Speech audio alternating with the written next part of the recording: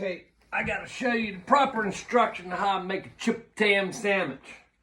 First of all, you have to use hamburger buns. Then you sloth them with plenty of Miracle Whip. Then you put your meat on. Then you get this sandwich out the hell out the way. And you center this sandwich. Okay? Then you get your bag of Lay's tater chips. And then once you got your bag of Lay's tater chips, you open that up. You have to grab your bun now. Flip your bun over this way and hold it to the right-hand side if you're right-handed, left-hand side if you're left-handed. Then you got to dump your bag of chips on your sandwich. You get them all piled up there. Lean them up against that there so that they all stay piled up. And then you grab some of these ones that fell down here and you get them piled up. And you kind of crunch that on there with the bun as you're going.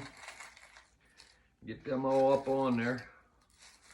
And then you crunch them in like that there, and then you crunch the bottom down like that there. And then you have a couple of chips left over, because you got to have a couple of chips left over. And that right there is how you make and eat a Chipptam sandwich.